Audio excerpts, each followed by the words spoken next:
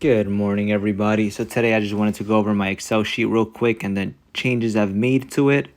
So starting with the top and obvious thing is the monthly tracker where I'm tracking my earnings, how much it is on taxes, and how much I'm taking home. And it's broken down by each row being, its own month, January to December. At the bottom, we can see the total of the year with taxes and how much I'm taking home.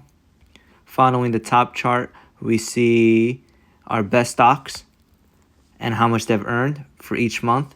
Same thing with our weekly. And then we have the worst stocks and how much they have earned. At the bottom, I just sum it up. So how much my worst stock has made, or which is my worst stock for the year, and how much money I've made at my worst. And then here at the bottom of I have the best weekly, and then how much I've made in total with the best weekly, and so on and so forth. And then lastly, our best stock and how much they've earned and how much they are in total. I also have a column that lets me know which has been my best month and worst month. So as we can see, my best month so far has been May, earning me $746.94, while my worst month has been April, only giving me $388.52. My pie chart lets me know, again, just briefly, which has been my best month based on percentages. As we can see here, May has given me 16%. And then we have a line chart doing the same thing. A little redundant, but the point of the line chart is that when next year I do the same chart, I could compare this year with, I could compare the years with the line series. I've have down here how much I've invested in my lifetime, which as you can see is $6,851.48. And my dividends has earned me so far $6,437.39.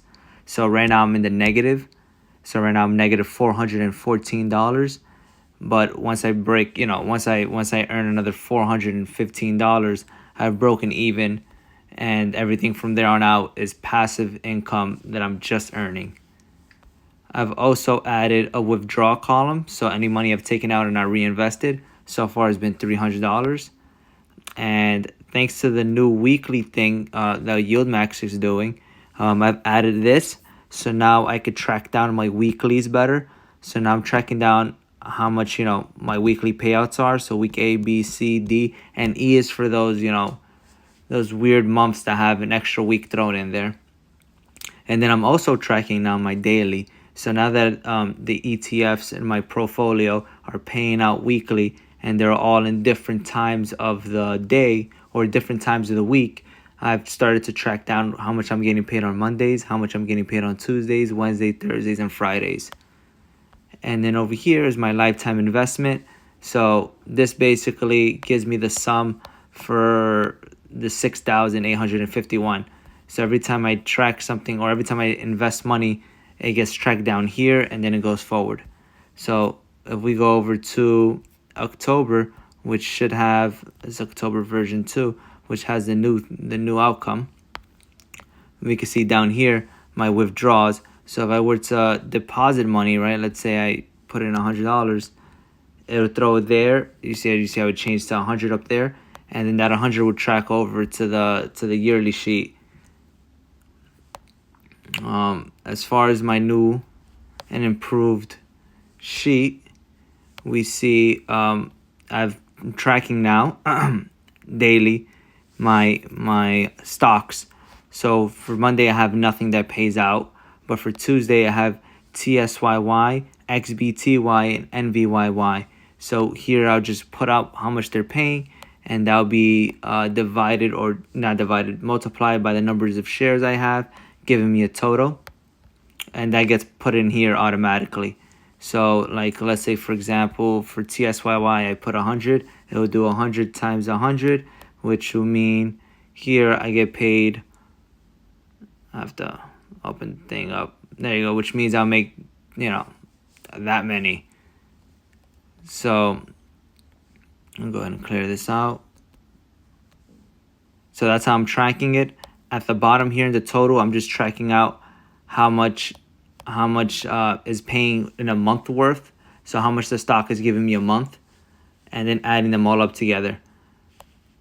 So that's for each week.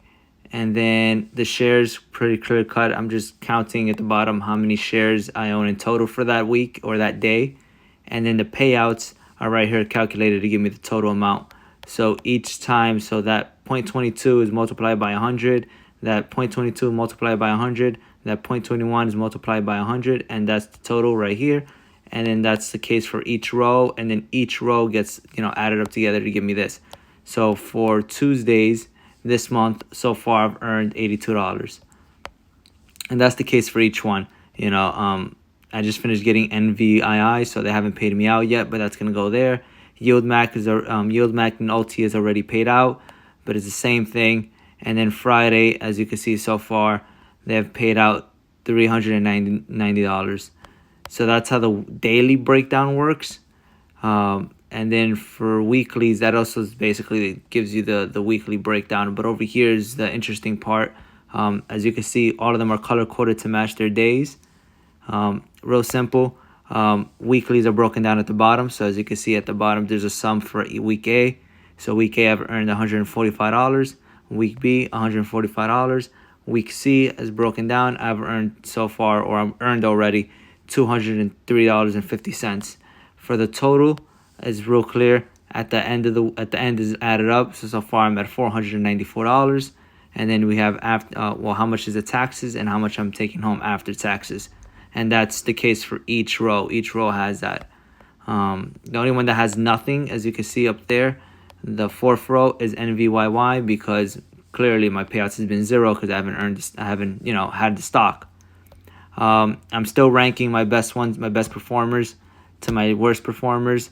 In theory, my worst performer will always be week E, because not every month has an extra week, so that's good. And of course, I still got my top 3 stocks for the month and my bottom 3 stocks for the month. In the green, you have your top 3 stocks. So Tesla has been my best performer so far, followed by Nvidia, then TSYY. My worst performer stocks, I started with the worst stock at the top. So XYZY has been my worst performer, followed by dips being the second worst, and then fiat being the third worst, or the third least worst.